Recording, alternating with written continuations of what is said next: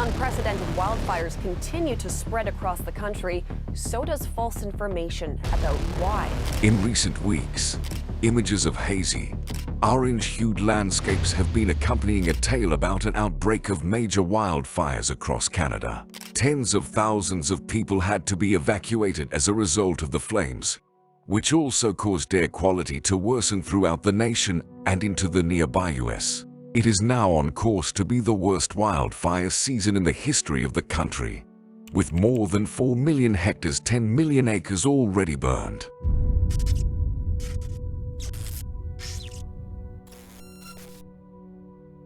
Researchers, exposure to unhealthy levels of wildfire smoke for several days is the equivalent of smoking 7 cigarettes a day if someone were outside the entire time.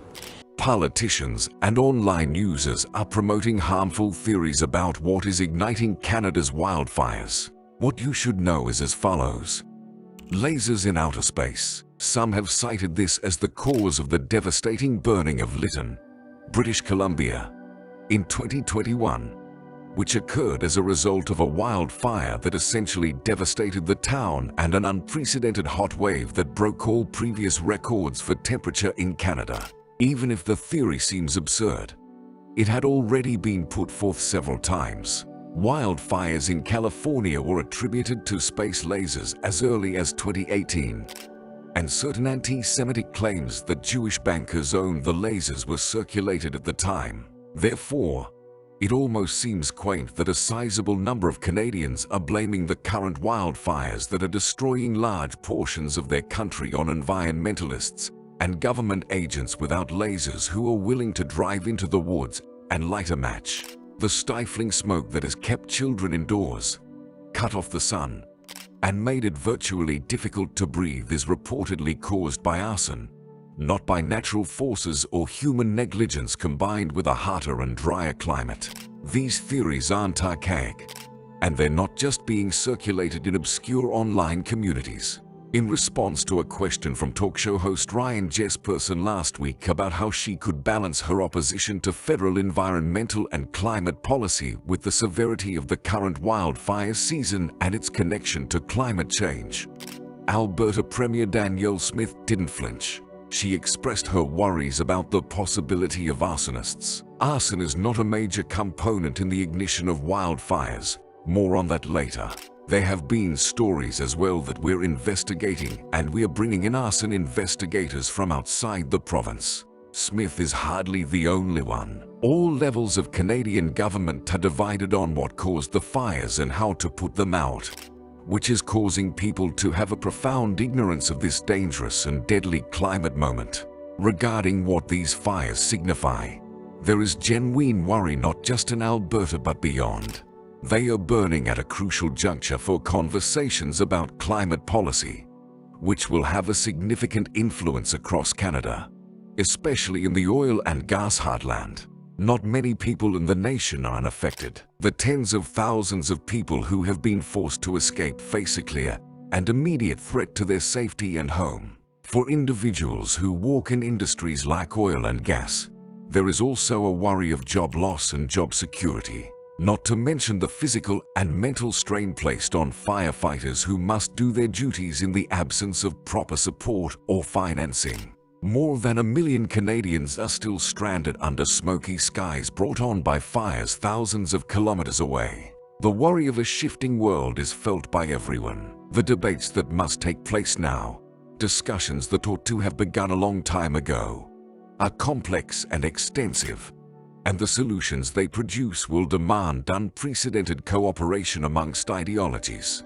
Governments need to deal with misinformation and the social media corporations that allow it to spread, as well as better strategies for fire prevention and management. Space lasers may appear to be an easy solution in light of all of that. Here is an overview of what is known regarding the causes of the actual wildfires and the veracity of the most popular conspiracies. Likewise, it considers who stands to gain from propagating lies as well as what lawmakers and social media outlets may do to quell the national firestorm of climate misinformation. Canada is currently ablaze, but to what extent? When they are worst, Natural calamities resemble fictitious movies. Also, the nation as a whole was extremely on fire this year for the first time in our collective memory. Thousands of forest fires, many of them out of control, have ravaged 11 provinces and territories since March, according to Prime Minister Justin Trudeau. This is Canada's worst wildfire season in recorded history. The fires were visible from coast to coast. In Donny Creek this year, British Columbia had the second longest single wildfire in its history. The government had to announce a provincial state of emergency that lasted a month because Alberta was the province most severely affected, with 108 forest fires in May. In Quebec, where more than 15,000 people were in danger of being evacuated, about 40% of the country's fires were active. Prior to May 1, there were 34 wildfires in Newfoundland and Labrador, as opposed to 2 fires during the same time frame in 2016. 16,000 people were evacuated from the Halifax region as a result of Nova Scotia experiencing its worst forest fire on record. The result of everything together was, well, apocalyptic. Across the US-Canada border, a wall of smoke broke out. Since a major smog occurrence in the 1960s, New York City's air quality has been at an all-time low. Orange skies came, and horizons and skylines vanished. This fire is unlike any other in North America. It is visceral and terrifying. Parliamentarians and decision-makers in Ottawa were engulfed in dense fog and rendered helpless to take any action nor predict the future. So the smoke became the ideal eerie metaphor. The massive Donny Creek fire is still likely to burn for a few more weeks while British Columbia braces itself for strong thunderstorms. How did the Canadian wildfires in 2023 got started? Lightning, Mother Nature's energy weapon that physically ignites flames, is to blame for the majority of the forest fires that have begun in Canada in recent days. According to the federal government, lightning is responsible for starting roughly 50% of all fires that spread throughout the nation in a given year. Although these fires only consume about 67% of the area that is burned. In Canada this year, there have already been 2,536 wildfires. A catastrophic wildfire won't start from a lightning strike, though, unless the conditions are right. The flames erupt into huge blazes in dry, hot weather, and if the wind kicks up, it quickly spreads the dense smoke. As the Earth's atmosphere progressively heats due to the carbon pollution produced by burning fossil fuels, such conditions will become the norm for longer periods of time. The duration, intensity, and frequency of wildfire seasons will all increase. Nearly 5 million hectares of land have burned in Canada as of this week. That is more acreage burned in a single year than in 2016, 2019, 2020, and 2022 put together. According to Natural Resources Canada, lightning strikes have a greater than average impact since they can happen in isolated, less populated places, and the fires are frequently allowed to burn. Alternatively, they might occur in groups, when several fires are started simultaneously, forcing firemen to prioritize which to put out with their limited equipment. Just over half of wildfires are caused by humans, but they don't usually come from a group of radicals and ne'er-do-wells disguised in balaclavas.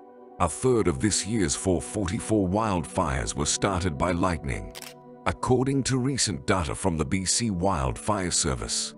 However, that doesn't mean there hasn't been a history of attempts to pin the blame for the fires on everyone from Antifa to environmentalists. Another 263 were attributed to suspected human activity, not arson but carelessness, such as vehicle and engine use, industrial activity, fireworks, sky lanterns, outdoor flame lighting, and discarding burning items such as cigarettes. In a June 2013 update on the wildfire situation, Alberta reported that 368 of the 634 wildfires this year, or 58%, were caused by humans. The province says this includes everything from recreational fires to agricultural incidents to wildfires caused by people on residential land. This is one of the reasons Alberta implemented bans on outdoor fires and the use of all-terrain vehicles for a significant portion of the spring. Alberta Wildfires Melissa Story, an information officer, stated at a news conference on June 12 that the organization is observing an emerging trend with fireworks and exploding targets. The province claims that lightning started 129 fires, and another 135 are being looked into.